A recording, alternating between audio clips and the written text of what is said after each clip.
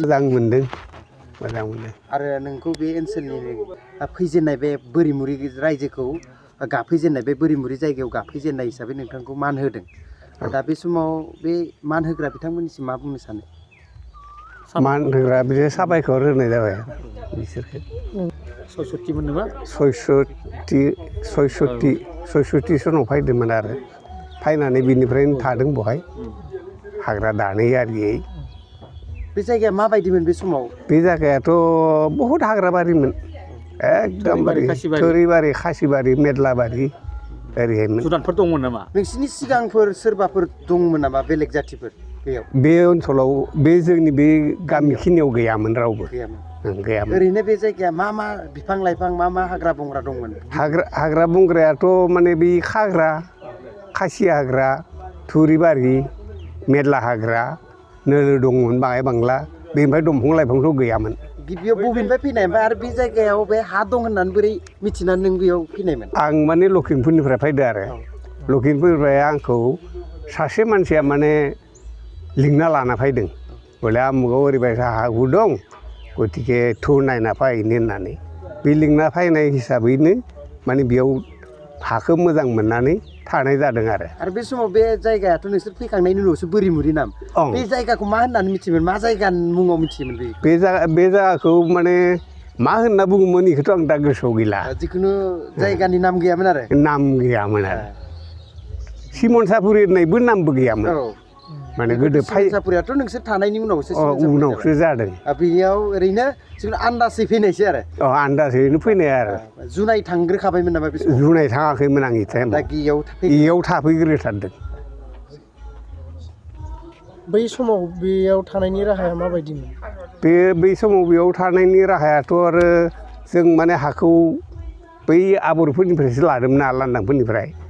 बिसोर हा लानायनि उनावबो थाखा फैसा होनानै उनाव जोंखौ माने होदाव फैयोमोन आरो बहुद दिगदारिमोन जों खारहां बारहां जाबाय थानायमोन बेनिफ्रायसो उनाव लासैहैनो बिसोरनिफ्राय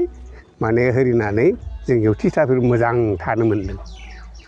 बे जायगाया आबरनिसोमोन अरुणाचलनि मानसिफ्रासो होदों बेंना दोनदोंमोन आरो बेंना दोननाय होदोंमोन बिसोरो बेसे माबायदि रोखोम माबायदि माबानानै जिहेथु नोंसोरखौ डिस्टार्ब खालामफैयासै माने माबोरै डिस्टार्ब खालामफैदिया बेखौथ' जों मिथिना मोना बर' सुबुङा बांनायनिफ्राय बांलांदों बेनिफ्राय माने बिसोर जोंखौ माने डिस्टार्ब खालामफैदिया आरो बेबायदिनो थानायसै जोंनियाव गिबियावनो फुंबिलिनि गोजोन हामलायनायखौ नोंथांमोननि गासै चेनेलसिमबो जोंनि सानजा सानजारि नोगोर खौसेथि बर' सुबुं आफाद जानानै गोजोन हामलायनायखौ जासिहरनाय जाबाय जोङो थांनाय मोनसे सानजा सानजारि नोगोर खौसेथि बर' सुबुं आफादा मोनसे एक्जिकिउटिभ जिरायनानै मोनसे थांखि लानाय जादोंमोन बे थांखियानो जाहैबाय जोंनि बे सानजा सानजारि नोगोरनि सिङाव जेसेबां गामि दङ जों बर' गामि हिसाबै जोंनाव 40 खान गामि दङ जोंनि आनसलिकनि सिङाव बे 40 खान गामिनि सिङाव जेसेबांखि बोराय बैसोनि दासिम थांनानै दङ